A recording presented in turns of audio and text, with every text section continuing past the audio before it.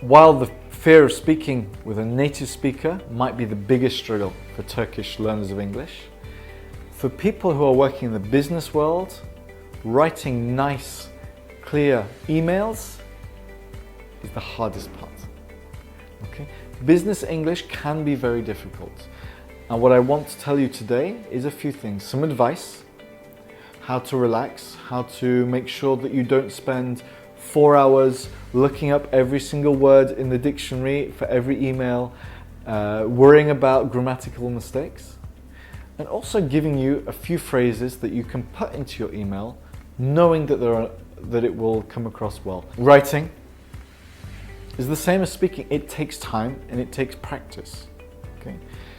The main goal of writing an email is communication. Okay. So when you're writing your first few emails, when you're building your confidence, when you're starting to practice, make sure this is where you concentrate on. Even if your English isn't perfect, no one's going to judge you for it. Okay? Just make sure that your points are clear. So, what techniques can we use for clear communication? Well, the first one in an email is making sure that when you start the email and end the email, you're not worrying about it and you know what you're going to write. Okay? Start an email with dear if it's very formal. If you know the person or it's a colleague, feel free to start with hello or hi. It's not rocket science, it's not the most complicated thing in the world, but it is something to consider. Okay? Finish your email with regards. Okay? This regards will cover any situation.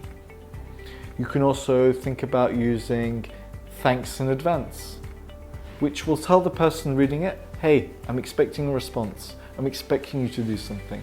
And this is something that has been proven to get more responses. Okay? So if you're not going to use regards, try thanks in advance. One thing I see a lot, which I personally don't like, is ending an email with best. Okay? It's kind of a short term for best regards or best wishes. For me, it seems lazy and a little bit too informal unless you're talking to someone you know very well. This is why I recommend regards or thanks in advance. As I said at the beginning, the most important thing in an email is communication. Avoid using long sentences and long paragraphs. Even as a native speaker, this is something I try not to do. The longer the sentence, the longer the paragraph, the more chance people won't read, the more chance that people will misunderstand, the more chance that you'll find it difficult to write. So why not use bullet points? Why not break down your ideas into simple lines rather than trying to make an overcomplicated sentence? This is not a TOEFL or an IELTS response. This is purely a way of telling somebody some information. When writing emails, don't be afraid to be simple and direct. Okay? We all know when receiving an email from a foreigner, it's not their native language. All right? You might want to use complicated modal verbs. Would you be able, blah, blah, blah. But there's no need. Okay? Tell someone directly, please do this. Please respond as soon as possible.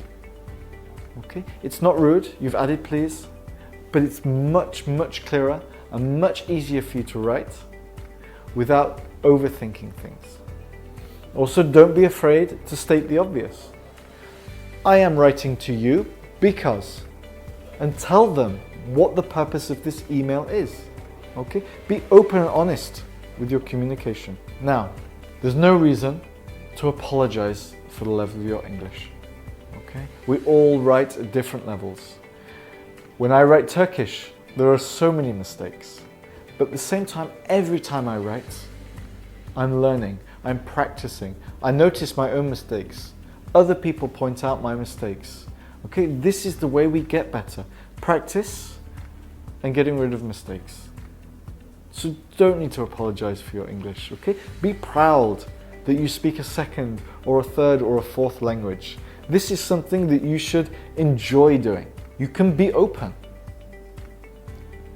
Tell people, if you don't understand this part, please tell me. Okay, again, we used a simple sentence. Please tell me.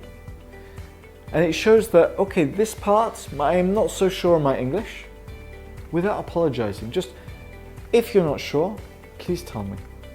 Such a simple way to be so kind and so open that you're bound to get a good response from your address. Another thing you can do is summarize the email. Okay, this gives people the chance to understand what the email is about. You might have 5 people or 10 people reading this email, but it's only relevant in detail to 1 or 2. The last piece of general advice I want to give you is ask friends and colleagues. In Turkey, sometimes people are ashamed of their level of English. They are embarrassed. Oh, my English is so bad, I don't know anything. They are worried that other people will judge them for their levels of English. The only way you're going to get better is to practice. You might not have a Cambly tutor available to you 24/7 at your desk at work, but you do have colleagues. Okay? You can ask them for help. You can ask them, hey, do you know a way of saying this in English? Could you look at my email for me?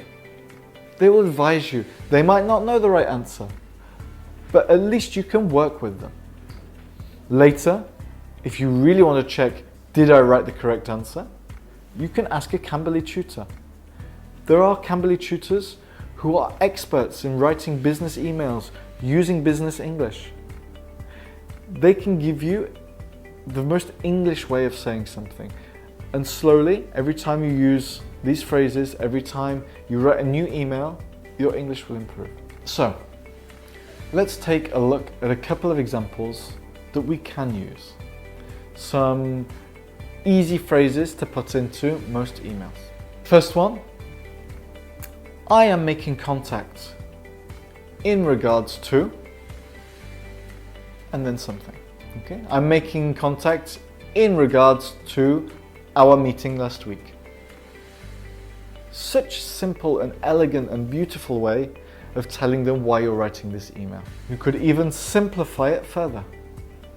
I am writing to tell you, I am writing to inform you that, okay? Very simple ways of telling people why you are writing this email. Maybe you are waiting for a response from a customer or someone else. Okay. Could you please provide me with an update on? Please let me know where we are at. Okay. 2 very simple phrases to ask for an update. We talked earlier about how sometimes you might write that you're not sure you're explaining a point well. Maybe you didn't understand something in a previous email they write. So why don't you ask, could you please clarify? Could you please explain in more detail this specific point? Another phrase we use a lot in English is, I am afraid that. I am afraid that. This is a way for us to apologize. Okay? So we can always say, I'm sorry that my email is late. But more common, we would say something like, I am afraid that I cannot help you in this issue. Okay, it's a way for us to apologize. I'm afraid that. Another thing you might want to express or talk about is something you didn't like from the other person. In this case, we often say something like, I am disappointed to learn that. I am disappointed to learn that you no longer have this product. Okay, it's a nice, polite, formal way to say that you are upset or angry.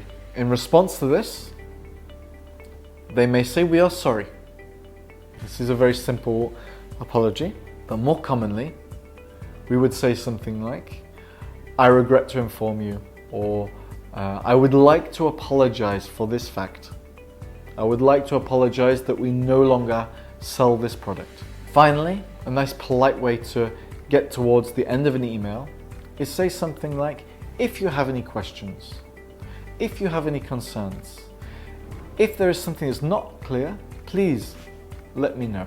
So, in this lesson, we looked at some techniques we can use to make sure that we're writing emails that are clear, that get our point across, and that don't make it a stress to have to write in English. We also took some very basic sentences that we can add to almost any email, that we can use in a variety of situations, that you know are correct, and that you can use all the time, which in the long term will help you write nice English, okay? Will make you more confident to write an email because you know 75% of it is perhaps already done. You're just adding the specific points of this email, okay? And as time goes on, you might start dropping some of these learned phrases and start speaking more naturally. For emails, it's the same as speaking. You need to practice, okay? Over time, it'll get easier.